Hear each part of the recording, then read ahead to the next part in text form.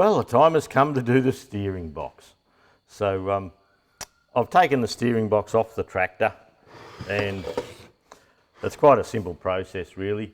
The top just lifts off.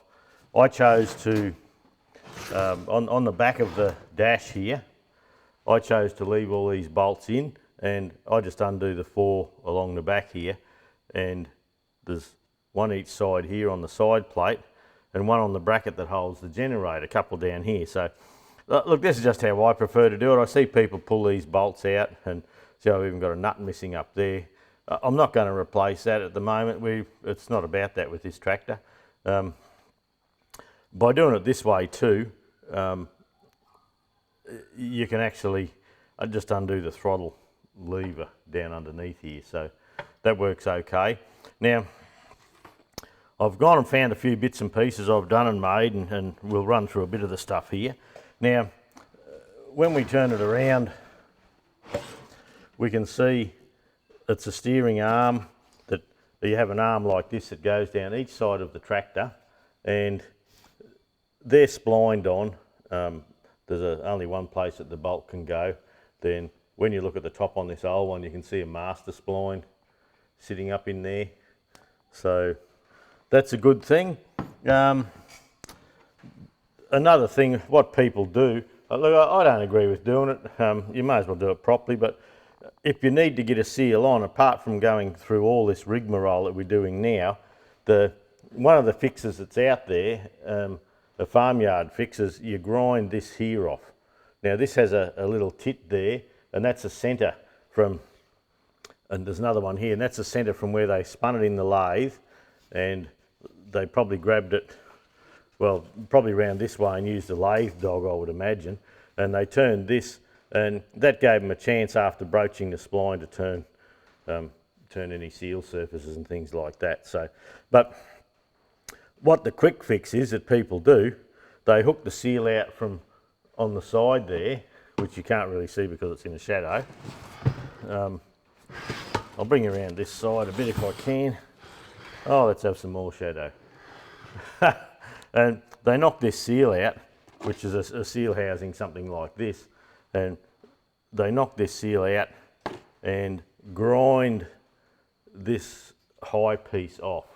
And by grinding that high piece off, you can actually fit the seal up and over. And look, it only just fits over here. You really need to file the sharp edges off there, but you can actually bring a seal up and over and bring it in and fit it. Look, it's not the best way to do it. You're stretching the seal over here. You can actually cut the seal. People say, oh, they put a seal in and it's leaking again. Well, if you're going to cut it going through here, and you can see on this particular one, it's had a bit of a bash here. So there's a sharp edge there to start with. There's a sharp edge here, one there. So you need to remove those sharp edges, grind this nice and smooth, and there's also a rough casting that you're dragging the seal up over before it goes into the seal. But look, people do it. I choose not to. It's just one of those things. If you need to get going, possibly think about it. Now, pardon me, I've taken the whole top off, like I say. I've undone the 4 bolts around the steering column where the pinion goes, and that just lifts out the top. So we'll probably deal with these as 2 separate things. So the rough theory of it is that this gear turns left and right, back and forth, and then it goes in onto a couple of gears inside here, which you won't be able to see just yet. When we get the bottom off, you'll see more. And it just works these gears, and these shafts go back and forth as they see fit to turn left and right. So look, it's a basic system. It seems to be a good system. When you look at other model tractors like Fordsons and some of the later Massey Fergusons and things like that, with the recirculating ball, they seem to be a lot higher maintenance than this alloy steering box. So look, we've taken the top off. We'll put that aside just for the moment. I'll hang it up on the floor. Now, this top cover, the the gear oil filler, it comes off. Now you can buy these new gaskets for here, and if your tractor has to stay out in the water at all, outside at all, seal this up. I know it's a higher area here where the water will probably drop away, but condensation gets in, and I don't know, just, you can buy a seal if you'd like one. Then there's a gasket around the gear stick where the gear stick goes on. Now, I've just Loctite 515 them back in at times. Seems to work well. That's okay. Now, when I was pulling the steering box apart, actually I've taken my screwdriver away. There's a bolt each side here, and these bolts, they hold tension, they adjust the backlash on the gear. So you'll see with this gear now, you can have quite a bit of movement. Now look, it won't come in too far once the gear's inside here, but these screws need to be free. Now on mine, this one here, I cannot move that damn thing. So I'm going to try and deal with that in one way or another. Being an alloy housing, this seems to get stuck from time to time. So we're going to work on that somehow. I don't really want to put a lot of heat on the alloy, but I'll put some there just to get it going. I might put a bit of possum piss on there. A bit of possum pee does wonders. And you can see just in the back there the gear going up and down. So for the moment, we'll roll him over, and I actually sat this outside for a week or two and let it all dry out. So I'll bring this gear around. So once you get the pinion out, the top pinion there, well, you can turn this out of the way. So you have a gasket on the top here. This is the gasket that seals the tin plate here to the top of the gearbox, and that's held in with a couple of screws. Now you can see flathead screws through here, so they can be tight. I'll go and grab my screwdriver since I had it here, then I took it away, and I'll be back in a moment. Okay, I've turned him over. And look, just for ease of filming as much as anything, I may just drop that down a little bit so it's in a better workplace for me. And you'll see these screws here, and get the screwdriver that has the biggest blade that you can find that will fit in the groove. So it's one of those things. I'll just give this one a wipe. Yeah, my one here is just too big. But look, a little trick before you get too far into all this is grab a tapered punch, and on each screw, just give them a jar.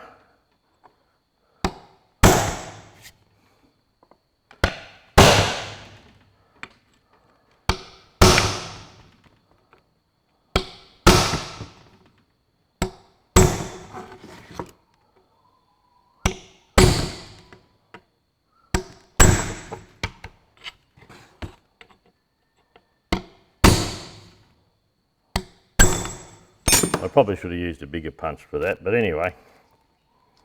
And look, that's the difference it makes for you. Just giving a little bit of a tap, it frees the thread at times. Yep, that one's not too bad.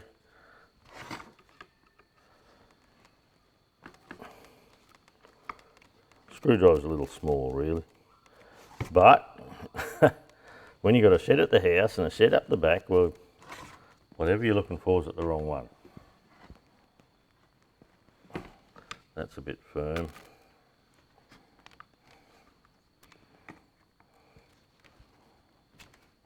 That's nice and loose.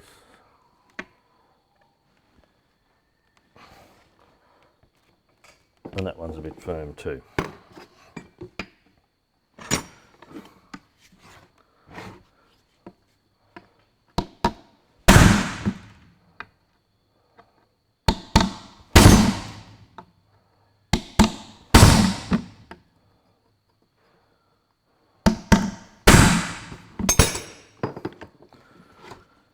See if that made any difference. Yeah, look at that. That little tap with a, well, in this case an alloy punch or a punch, it certainly makes a difference to getting this plate off. Now, these little screws on the plate there, they don't need to be super tight. They need to be tight, just firm, and they're to hold everything in place and seal the steering box oil from the gearbox.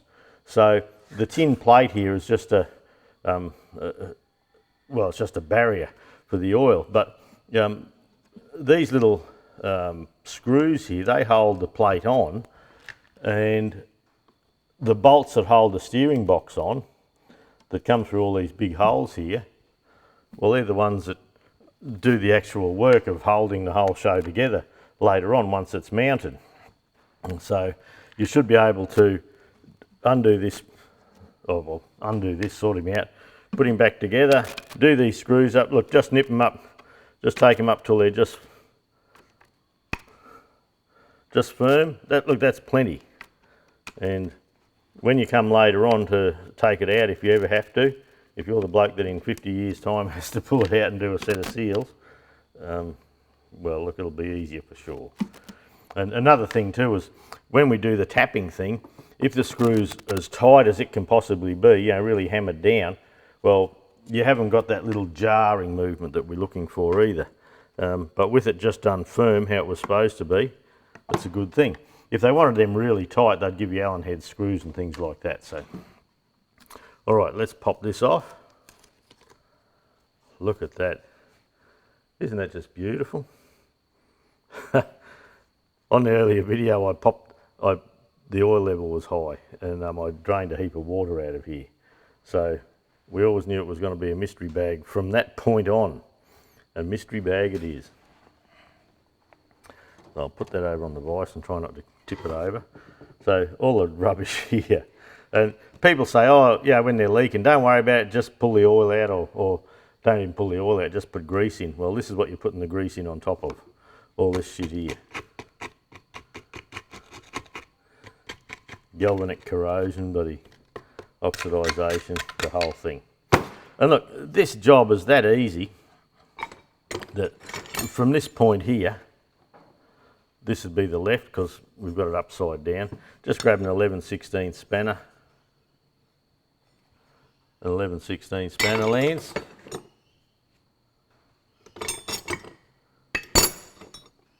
There we go. I knew I had one there somewhere. And undo the nut here. Now sometimes you need to get another spanner in at the back there. But this, look, we seem to be going well.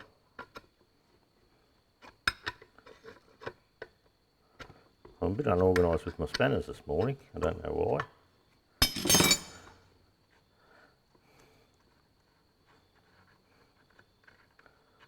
So we take the nut and the washer off. Pop that bolt. Try and, oh, he'll come out the bottom anyway. And this shaft will just come out. Whoop. And so you can see inside there, straight opposite here, there's a master spline. And that spline can only go one way. Now, look, I'm not sure. Oh, that's another thing worth mentioning, is this flat surface here, that's what this screw goes on.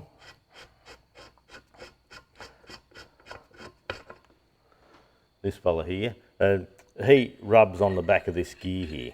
So when you turn the steering gear, the main pinion, as with any gears, with the torque that goes into turning it, these gears will want to spread apart. So these little fellas here that adjust your backlash, they need a nice smooth surface here to run on, just through the back there. So that's what that is. That's the seal surface on here looks pretty good. Well, it looks real good actually. So without all that in it, I'll just give this a quick wipe. sit that back in there. And what I'm looking for is movement, because in this centre web housing here, there's a bush in the middle there, and that can get worn. But look, that feels real good. I'm not going to look at that even. I cannot. Pull him out a little bit just to see.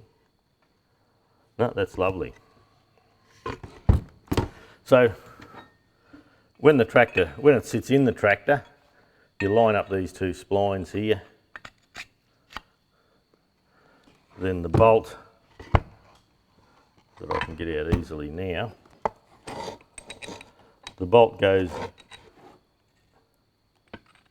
it'll only go in one way, or it'll only go in one place because of the spline setup.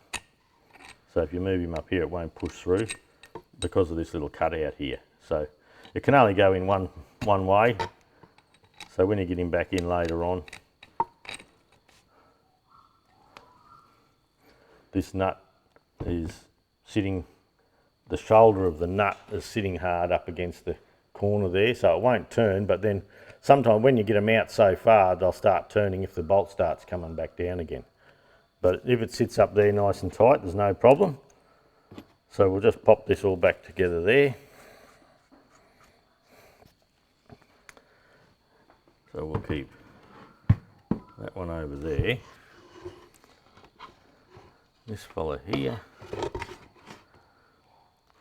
Now I haven't looked at the parts book to see if there's a left and right for these, but it's probably just a good practice to keep them all together.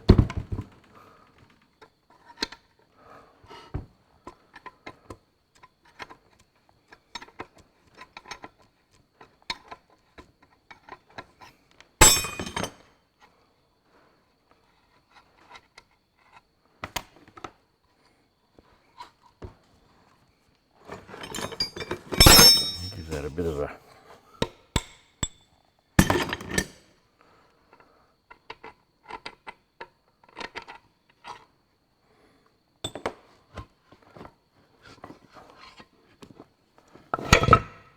there we go. Pop that back on. Put the bolt in just so it's in.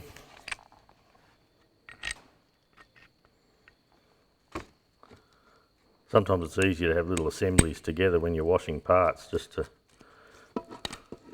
take the chance away of losing anything. Or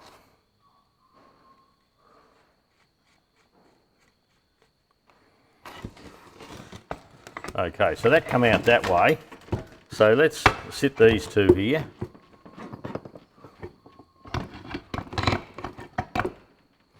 So it looks to me, yep, it looks to me that as so these radiuses here, these steering sectors, they're the same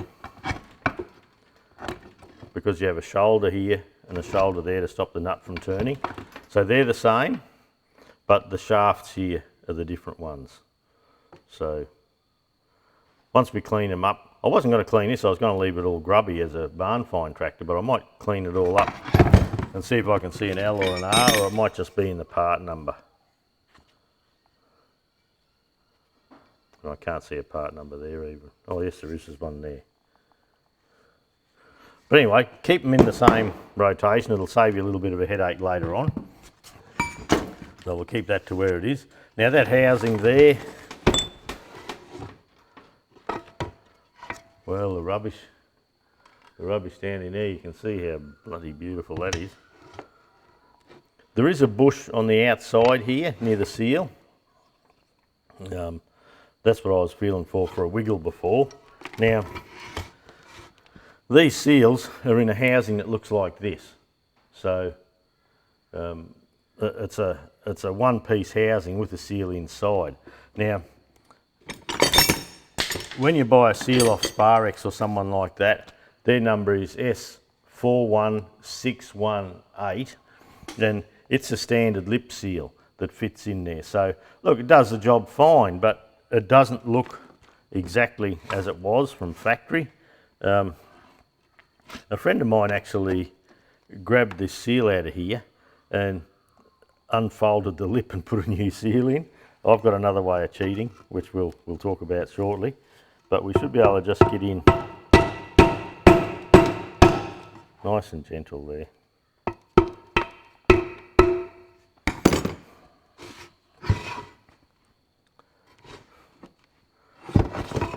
See if I can come in. There'll be a bit of bench cleanup coming up here. No, we'll just do a little screwdriver around, just try and get him.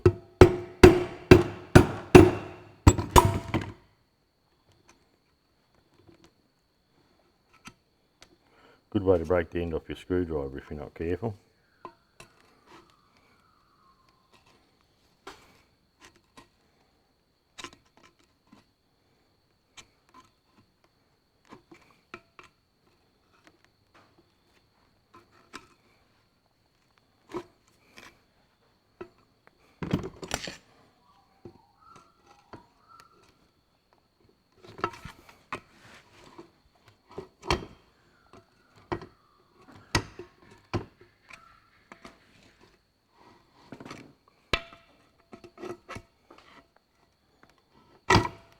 There we go.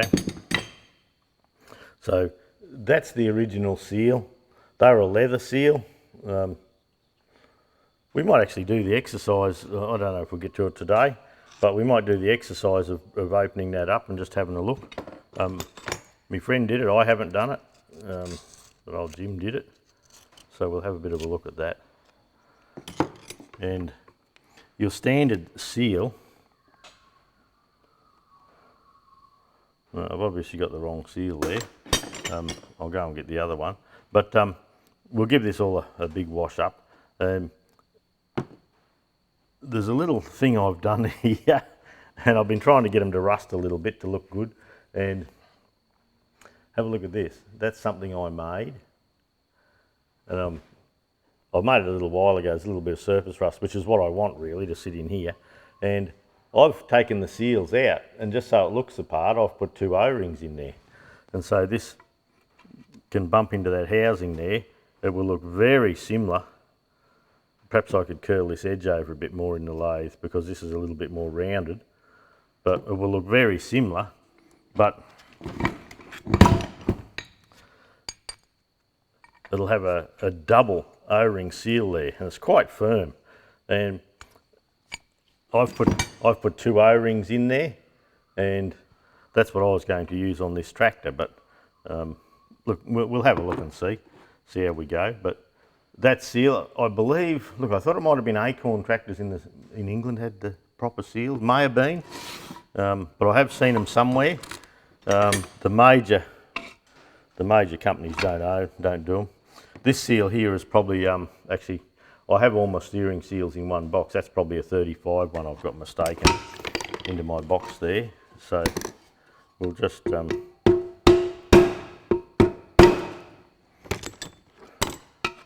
and come in with a bit of angle here.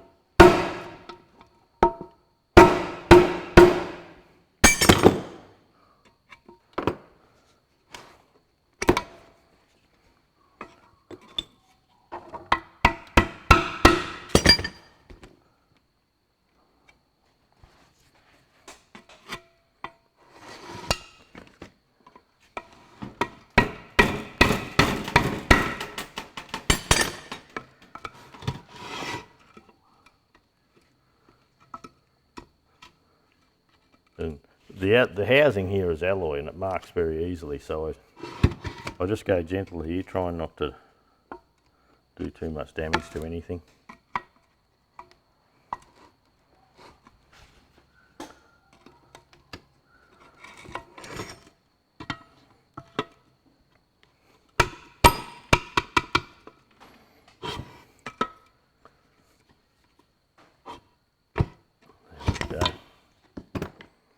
There's the other one. We'll play with them later.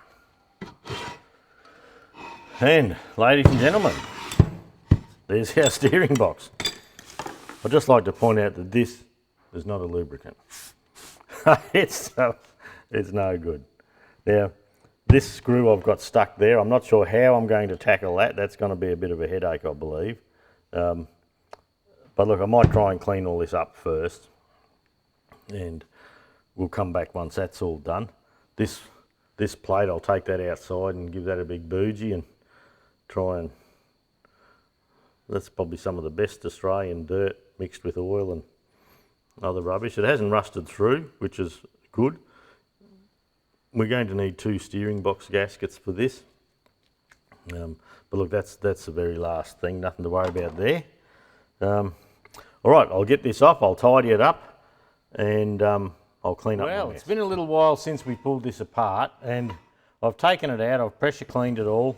A lot of corrosion in through here under where all the rubbish is. So what I've done there, I've pressure cleaned that out, I've dried it all up and blown it dry with the air nozzles, and I've put a red oxide coating over that just to get in all the nicks and nooks and crannies and make sure nothing else comes loose in there, and just to tidy that up. So that's looking good now. That's all sealed up nicely. Now, another thing that I had, and if you follow us on Instagram, on Bundy Bears Shed on Instagram, you'll notice that I had a screw that was stuck in here, and look, that took me ages to get out. And the method I used, and I don't really want to film doing this because it's a bit of a touchy thing to do, and with the housing here, with the bolt, I actually got a map torch, and I'll just grab it and give you I'll get you a rough idea. But I got the map torch into it. Oh, pardon me. I'll put this camera back around where it was. I got the map torch into it, and I heated up the bolt only, and underneath for the bolt only. And it took quite a while because these housings are magnesium alloy, and if you break a piece off this and chuck it in a fire, you'll have quite a bright white flame. So playing with magnesium alloys, and I think this is an aluminium magnesium mix or something like that, but I know it doesn't take much heat to upset them. So what I did with this, I heated this, I heated the underside there, I let it sit for a bit, then I heated the bolt again. Then as it cooled down, I could slowly unturn it. So I've got it undone now, and that's a good thing. That helps with the with setting up the backlash once we get a little bit further down the track. So the next cab off the rank, I suppose, you may hear a little bit of background noise. It started raining, and it's quite noisy in Bundy Bears Shed when it rains. So what I would like to show you now is, I spoke a little bit before about these pieces that I made up, and these little pieces here, I made them up as a knockoff for one of these. So you can have a look at the seal, and on the side of the tractor it'll look like it's correct, but of course it's not. Now, if you just want to buy a seal off Sparex, or look, it's not a special seal off your local bearing supply. You can actually find one to do there. I'll just adjust this camera just a little bit while we're going. That's better. And so what we've done here, I've machined up a dummy housing, and I've machined 2 O-ring grooves in it. Now, I've put 2 so we can actually pick a different area to where it was on the shaft before. So if one's not sealing real well, we can go the other way. So, and look, all I'm doing with it is I'm using the old filler cap, and we'll just give him a bit of a bump in.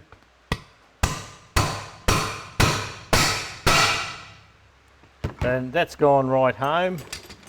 So you can hear the rain now coming in now. I'll probably have to stop filming, but that's gone right home now. So that's how I'm going to cheat on this little tractor. So look, I'll put the other seal in. I'll come back when it stops raining, and when we can put the shaft. Okay, it stopped raining, so I've got both homemade seal housings in. And look, they look pretty standard. Looking at them, I could have perhaps radiused this outer edge just a little bit more. But anyway, not to worry. We're going to run with this. And, it'll age over time, and that'll be okay. So once we have that on, we can get this housing here, this shaft. Now if you remember, we undone it from that way, so this one has to go this side. So we've taken it over, we've given everything a good bath. Now with the O-rings in here, I'll just give them a nice wipe. Now you know I love grease. Give that a nice bougie around. And it'll probably only just touch up on this bigger seal surface. So I've polished that seal surface with wet and dry sandpaper. So now what I need to do is, you can see there that we have the bolt hole, the little cutaway for the bolt showing there. So what I have to do is get this set up so it just drops back in like that. So if I put the housing in there, it will not line up until I get it right. I think I need to come across a little bit.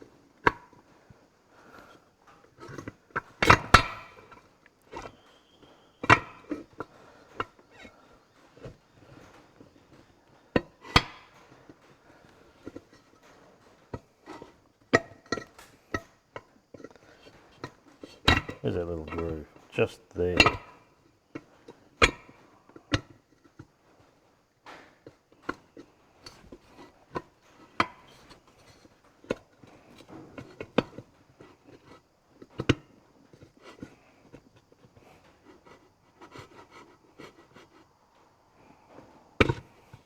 There we go. When you get it right, it just slides in. Now if you remember, this bolt only goes in one way, so it'll go in. Oh, come on. So we have to guide that properly, and then the back of this bolt here, it sits on the shoulder there, so it shouldn't turn. So we'll put the nut on. Oh, sorry, the spring washer, then the nut. We're bouncing between showers today, so I've got to film a bit, then pull up, then let it go, then go again. So, okay, now we get our 11/16 spanner and we just tighten that up.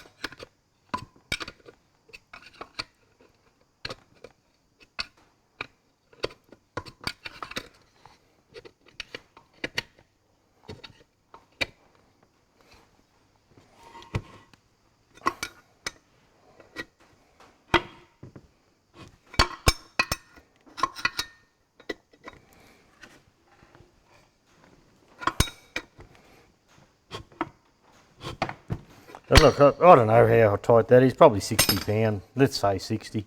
I have no idea really, I'm just making that up. But they're like a head bolt's a similar thread and they go 60, 70, so just have them tight. You have a spring washer there to work with, so we'll get the grease going over here again.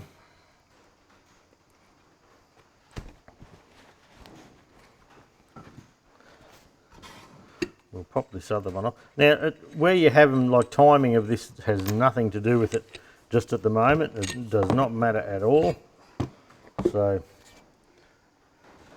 the only thing you need to worry about is the master spline on this shaft here lines up with the master spline on the gear, and keep your left and right shafts together. Separate, so you know which one was which.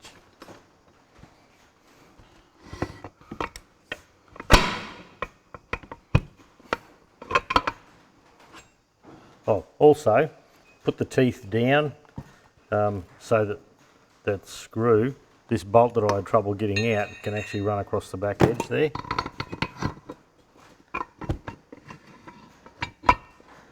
I reckon this one should go about there.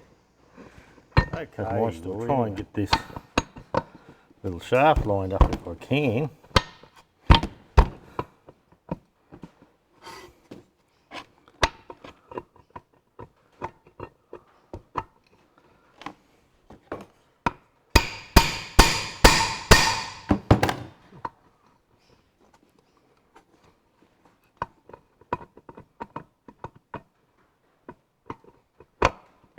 There we go. It's a little bit tighter, this one.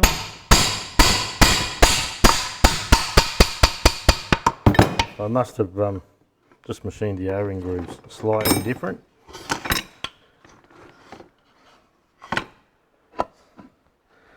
Okay, once again we'll get the bolt in there, bring him around.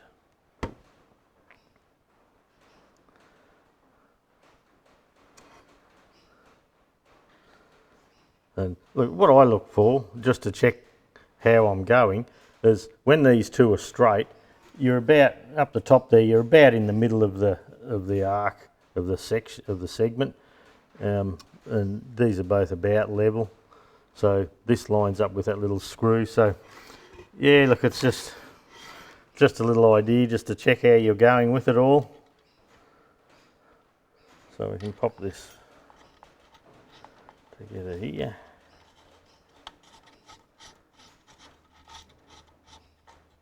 This arm on mine just has the slightest little twist in it, but it's never going to worry it. We'll just set it all up according to how it is, and we should be able to get our toe in nice.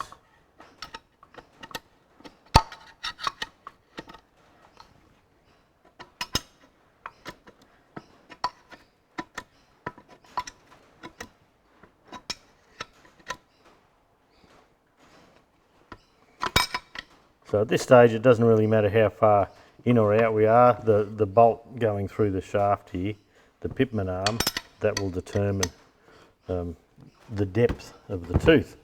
So we'll tighten this down.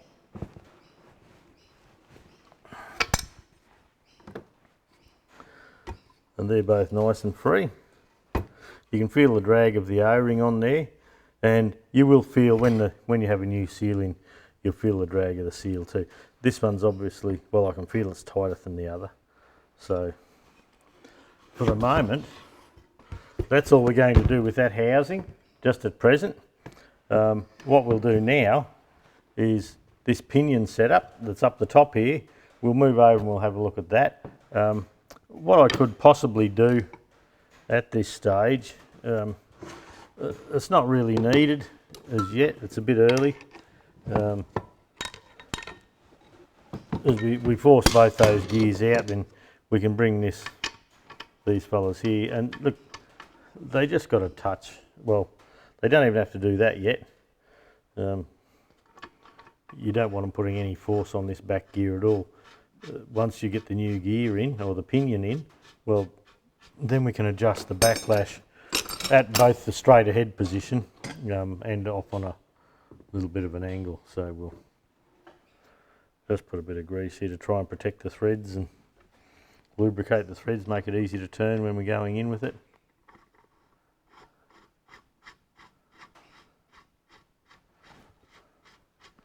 Look, that'll be plenty. Okay, we'll take this off the bench. We'll now get the pinion, the steering wheel pinion, and we'll work on that piece.